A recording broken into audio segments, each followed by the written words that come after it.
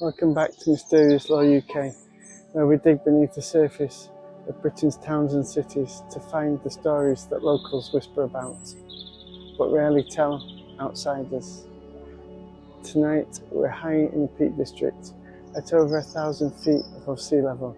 Buxton is England's highest market town, a place where Roman soldiers once bathed in sacred thermal waters, where a captive queen scratched her farewell into a window pane, and where something old and unnamed still moves through the woods after dark. This is a town built on ancient ground, and ancient ground, as we know, has long memory. 5 stories, 1 town. This is the dark side of Buxton. Welcome to Mysterious Lore.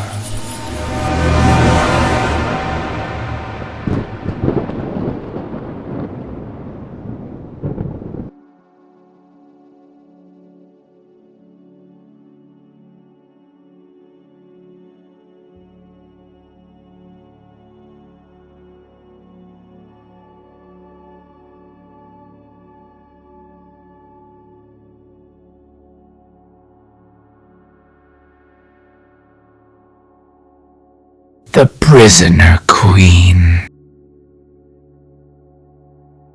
On the square in the heart of Buxton stands a building that has watched over this town for more than 400 years, the Old Hall Hotel, reputed to be one of the oldest hotels in England.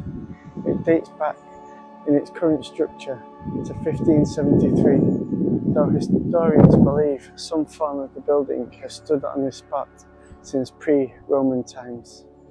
Drawn here by the hot spring that still runs beneath the eastern end of the building. But the Old Hall's most famous and most troubled resident arrived under very particular circumstances. She came not as a guest, but as a prisoner. Mary, Queen of Scots, visited Buxton at least 7 times between 1573 and 1584, making the long journey from the cold and damp Tutbury Castle to bathe in the warm mineral waters, a treatment she sought to ease the rheumatism that had plagued her years of captivity. The new hall, as it was known then, had been built with the sanction of Elizabeth I herself, commissioned by the Earl and Countess of Shrewsbury. That formidable pair, George Talbot and Bess of Hardwick, to house their royal charge in relative comfort. She stayed in room 26 during what is believed to be her final stay. Mary is said to have taken a diamond ring and scratched a farewell into the window pane of that very room. The words, translated from French, read, "Buxton, whose warm waters have made thy name famous. Perchance I shall visit thee no more. Farewell." She was right. 3 years later, on the 8th of February 1587, Mary, Queen of Scots, was beheaded at Fotheringhay Castle in Northamptonshire. She never returned to Buxton. Or did she? Over the centuries, staff and guests at the Old Hall have reported shadowy figures drifting the corridors at night, cold spots in rooms that have no draught, the sense of being watched by someone who should not be there. One particular area has developed a reputation all of its own, the orchestra pit, a cellar beneath the hotel where members of staff refuse to descend alone. They say the atmosphere, when empty, is almost suffocating. Whether the ghost of a Tudor queen can truly linger in a building she once despised as her prison is a question for the philosophers. What is certain is that the Old Hall Hotel has never quite shaken the presence of a famous prisoner, a woman who knew these walls better than she wished to.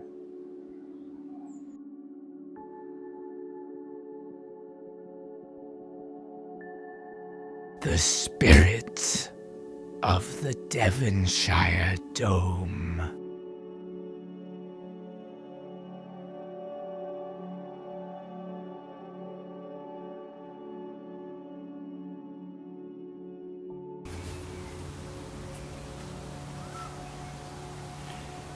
From almost anywhere in Buxton, you can see it, dominating the skyline above the town. The Great Dome of the Devonshire Royal Hospital is the largest freestanding dome in Europe, bigger than St Paul's Cathedral in London, and according to almost everyone who has ever worked inside it, it is haunted. The building began as stables. In 1779, the 5th Duke of Devonshire had a grand classic structure built to house the horses of the expected visitors to his new spa town.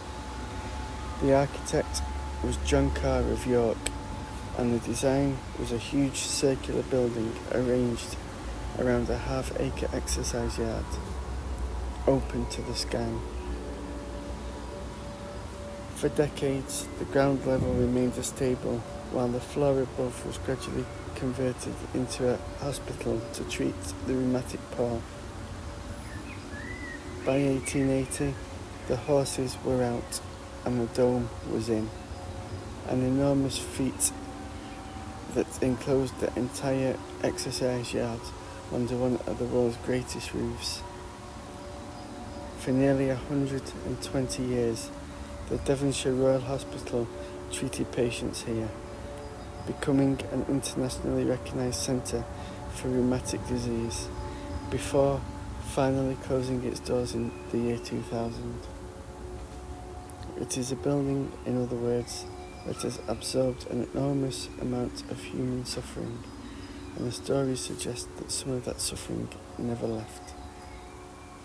Paranormal investigator and local author who spent years collecting accounts from former staff and students described the Devonshire Dome as a source of more ghost stories than anywhere else in Buxton, and by some distance.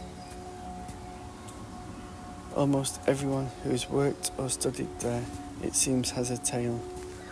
Ghostly children seen running through empty corridors, phantom footsteps on upper floors when no one is there, smoke appearing from nowhere and vanishing, objects moving by themselves.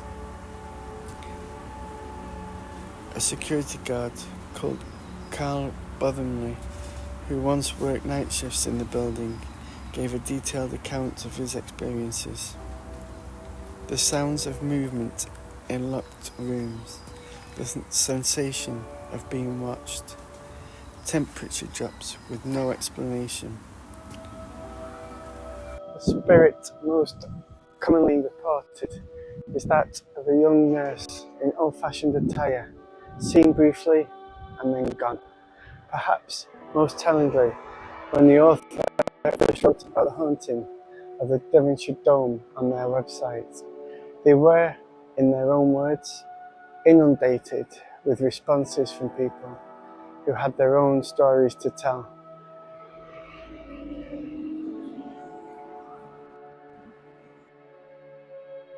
The Barrow beneath Solomon's Temple.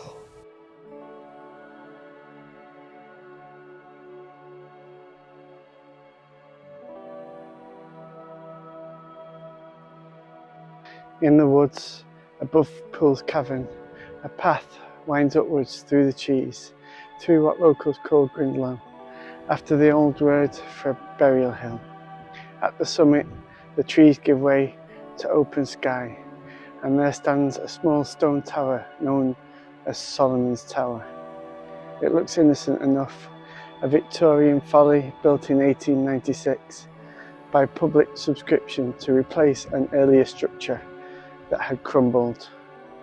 But what the builders found when they dug the foundations changed the story of this place entirely.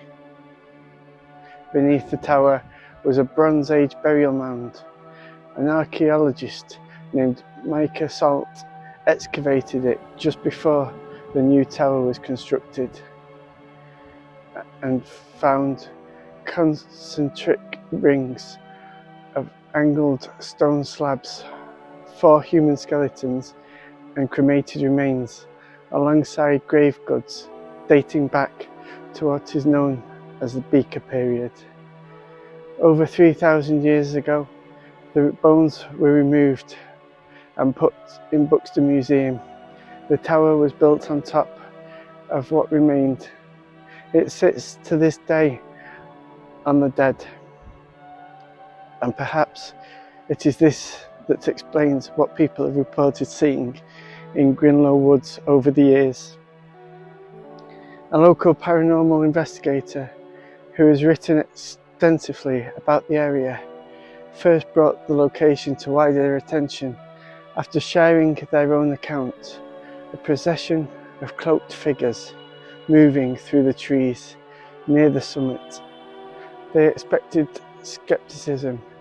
Instead, they were met with a flood of similar accounts from other witnesses. Hooded figures performing what appeared to be rituals in the woods.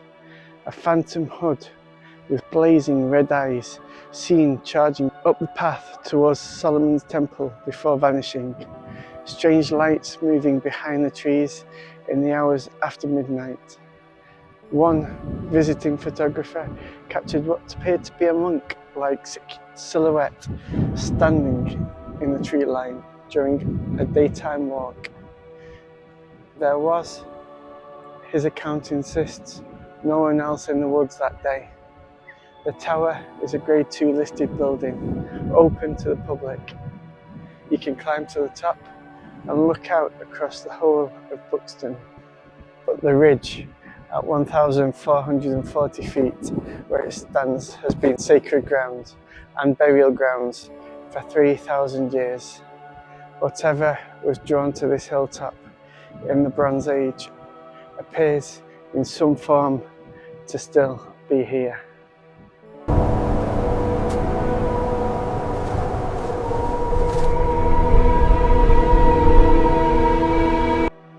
The Outlaw of Poole's Cavern.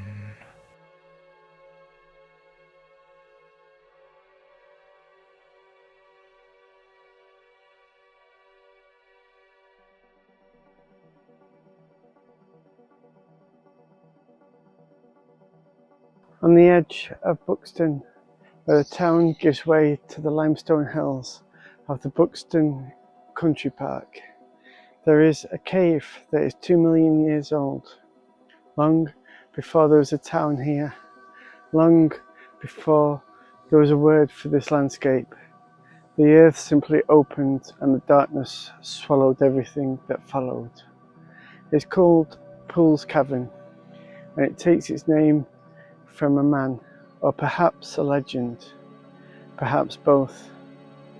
In the early 15th century, the story goes that an outlaw from Staffordshire named Poole found himself pursued by law enforcers and crossed the county boundary into Derbyshire, where their jurisdiction could not follow. He made the cave his lair. He robbed travellers on the roads nearby. He hid his stolen goods, gold coins, gemstones and jewellery, deep in the limestone passages where no police officer would dare to follow. For centuries, most took this as nothing more than a convenient legend, a story to explain the name. But in recent times, a hoard of silver coins dating to around 1440 was discovered within the cave, lending a sudden chilling credibility to the tale.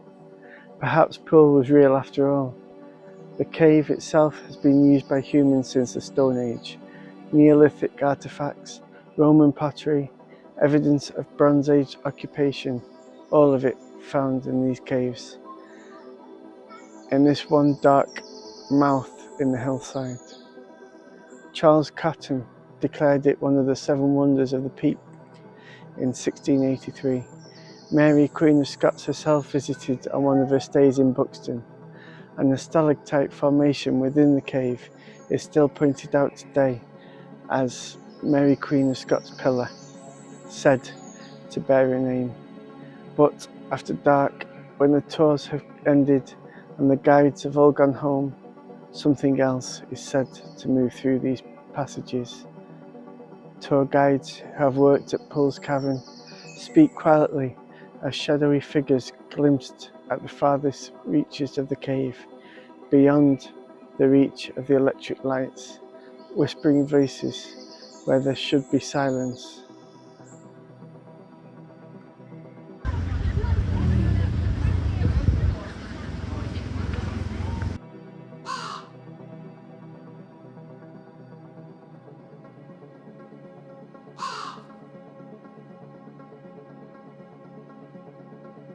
The phantom helicopter. Not all of Buxton's mysteries come from the deep past. Some are far more recent and in their own way even more unsettling.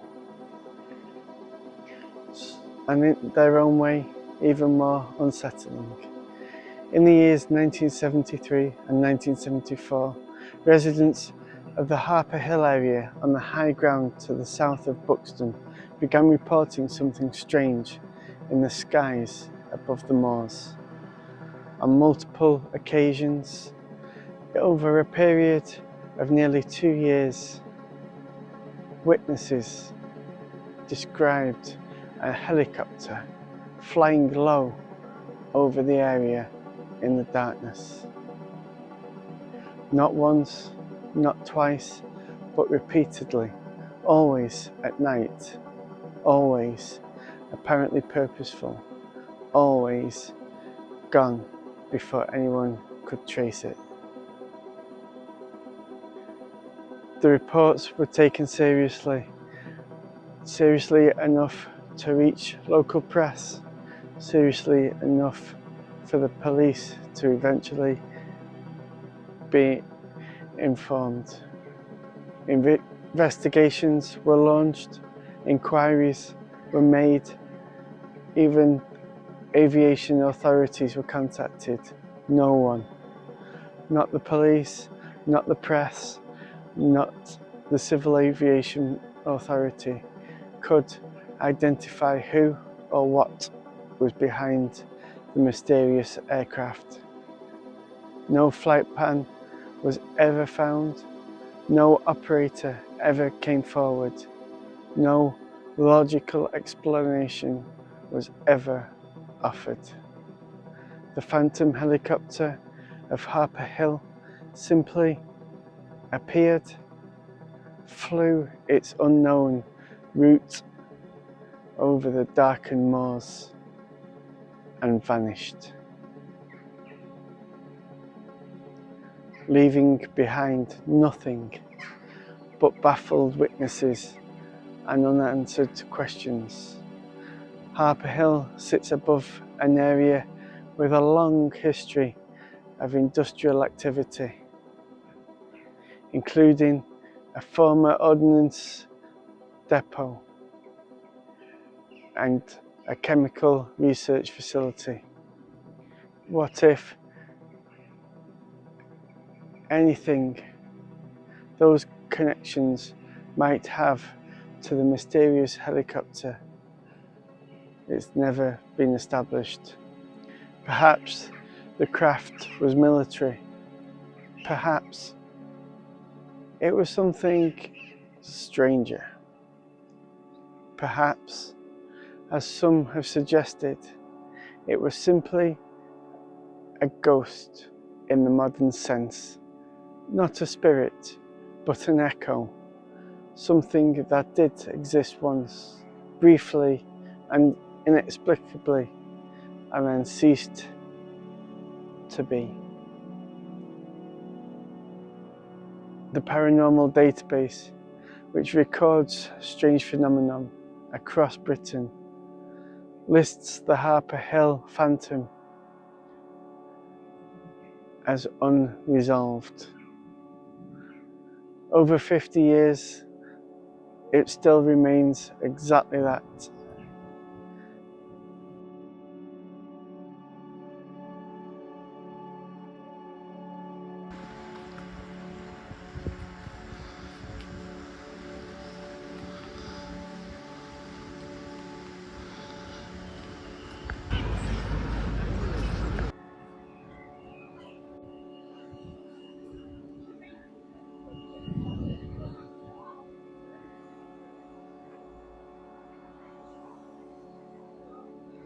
Five stories, five places, one ancient restless town.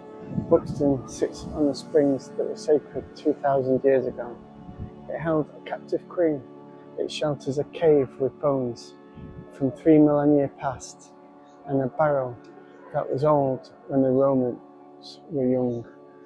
And somewhere above its dark moorland, something unnamed still cuts through the night sky. Whatever you believe about ghosts and folklore, Buxton is a place where the past refuses to stay buried, quite literally in some cases. If you found this episode useful, if you felt that chill, please subscribe and leave a comment below with your own local stories. We read every one of them. Until next time, stay curious and stay wary. Thank you for watching this video. If you like what you've seen, give us a thumbs up and consider subscribing. If you've been to any of these places and have your own experiences, or there's somewhere that you'd like us to go and tell a story of, leave it in the comments and we can have a look at it. Thank you.